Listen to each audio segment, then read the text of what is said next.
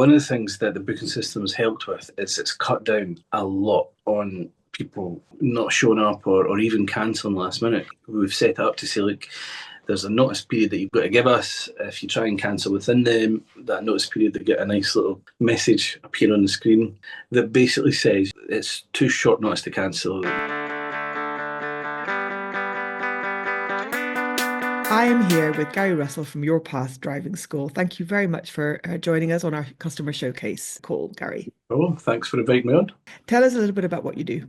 I run a driving school in Rosyth here, just outside Edinburgh, and we've started off just myself, and over the years built up a team of driving instructors. Yeah, it's been 2012 I started the company. What's the problem that you fell in love with your business, becoming a driving instructor? So what is it that you love about your business?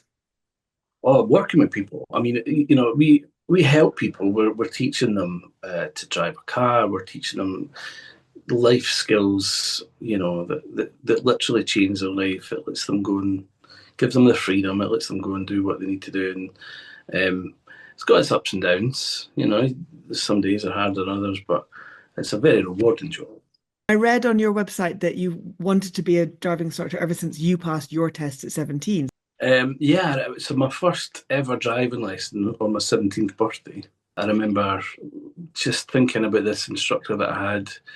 How he was just in this little car chatting away, and I just thought, what a cool way to spend your day is driving around and getting people on the road. But, I assume you passed first time, Gary. I did.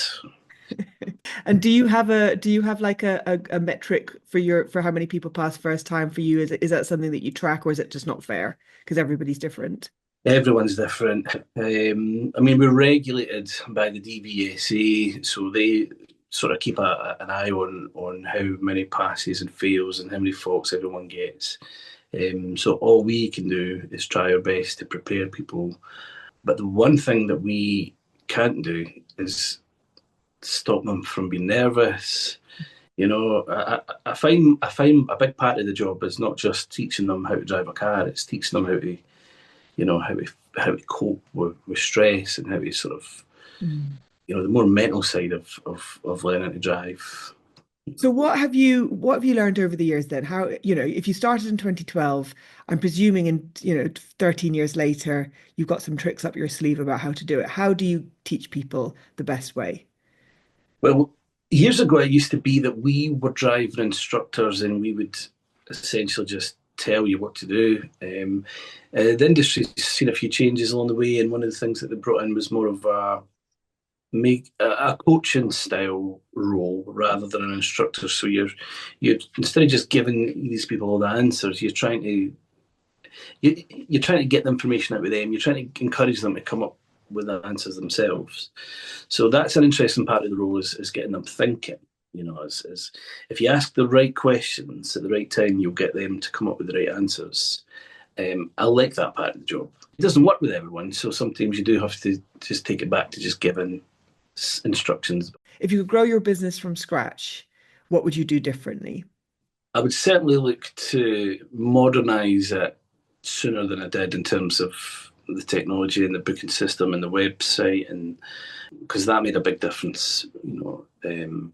Just being able to sort of offer things like taking card payments for people in the car, whereas before it was all sort of cash payments and things like that. Because I think people in this day and age, people look for these things when they're looking for a company. They want to book online, they want to pay. So I think I would maybe just try and modernise it a little bit quicker. And I held off for a while about starting to bring in other instructors because I thought I'd maybe be more comfortable just being me for a while. But probably should have grown the company sooner. I think maybe another thing I would have looked at doing is hiring a company to maybe look at sort of building the website. I done it all myself. I didn't know anything about building websites. I learned a lot on YouTube and Google, and the website runs fine. It does the job. It's taken a while to get to where it is. What else have you learned recently then that's been a bit of a game changer? I think there's more needed in this industry than what there currently is. I think teaching people how to drive is just a half of it. I think, to me, a driving school needs therapist or a psychologist or a hypnotist, to do things that we're not qualified to do in terms of helping them cope. One of the things that I have with the podcast is someone actually spoke to a hypnotist and it helped them prepare for the test in a way that, I have no idea how that works, but it made a huge difference. Wow. So the game changer is that you've understood that the psychology of how people feel inside behind the wheel is Mhm. just as important as their technical understanding of how to drive a car. Absolutely.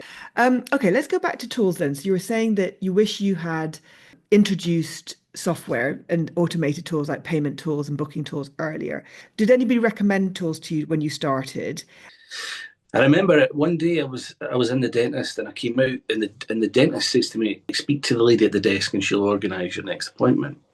And as I was leaving to speak to her, I thought to myself, he spends his day doing what he is doing, and he's got someone who does that side of things. And I thought, I need some sort of admin tool that can take away that, and I can spend my day being in the car. And that, I think, is when I started doing some research and had come across your site. And I knew as soon as I set it up, I thought, oh, I like this. This is going to work. Tell me a little bit about how you use YouCanBookMe because you said 8 instructors, so you've got lots of different locations. So you have lots of different YouCanBookMe pages set up for different instructors. So it means that the students got plenty of choice, haven't they? Yeah, so what I had before was we would get calls, we would get emails, we would get contact forms. People would maybe get in touch with us and they'd send their details. And then by the time we got back to them, even if it was maybe just the next day, they've maybe already heard back from another company and we sort of lost out on that one. So I'm thinking, I've got this great booking system that I use. That why don't I just let them book in direct? No need to wait. No need to wait on someone getting back to them.